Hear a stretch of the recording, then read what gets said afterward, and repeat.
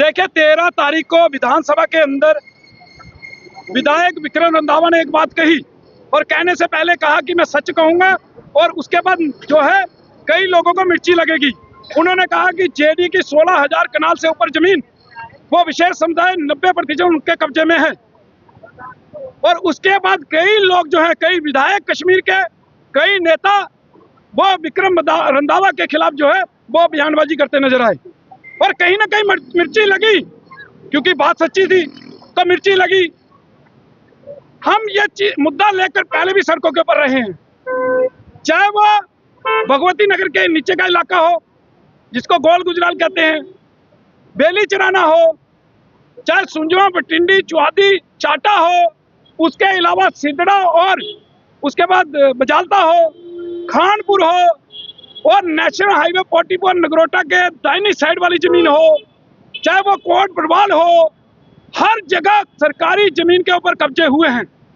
और कई हजारों कनाल जमीनें जो हैं वो चाहे जेडी की हो, फॉरेस्ट की हो, इरिगेशन की हो, फ्लड की हो, या कोई भी स्टेट लैंड हो, वो इन्होंने कब्जे किए हैं।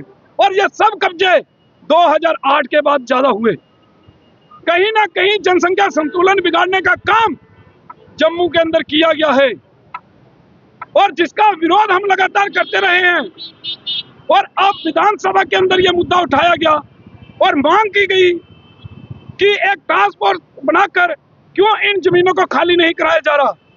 लेकिन एनसी सरकार जो लगातार जम्मू और कश्मीर को बराबर का बात करने वाली सरकार है, जो केवल बात करती है लेकिन बराबरी पे जम्मू को कभी रखती नहीं, लेकिन उनकी मंशा कहीं लगती नहीं कि वह जमीन को खाली करवाएंगे।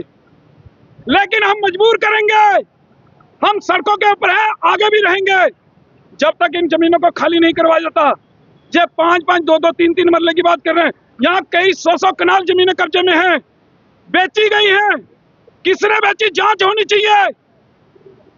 किस प्रकार से ये सरकारी जमीनें जो है ये बिकी हैं, चाहे वो चुआदी हो, बटिंडी हो, सुंजमा हो, चाटा हो, या जो जो इलाके मैंने गिनवाए हैं, सभी के अंदर ये जमीनें कैसे बिकी, ये सब जांच होनी चाहिए। कौन कौन किसकी किसकी इसके अंदर मिली भगत है, चाहे कोई नेता हो, चाहे कोई अफसर हो, सभी की जांच होनी चाहिए और जल्द से जल्द इनको जो है चिन्हित कर जेल की सलाखों के पीछे डालना चाहिए। विक्रम रंधावा ने बात बोली है, क्योंकि वो सरकार का हिस्सा जो है वो नहीं है, बीजेपी अपोजिशन है, जाहिर सी बात है। आप बीजेपी की भाषा क्यों बोल रहे हैं?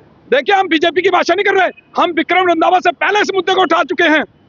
गोल गुजराल के अंदर एक कमरे के अंदर मस्जिद चलती थी, कई कनाल के अंदर बना दी गई, जो अभी भी जो है वो कोर्ट के अंदर कैसा उसका लैंटर नहीं डाला अभी तक।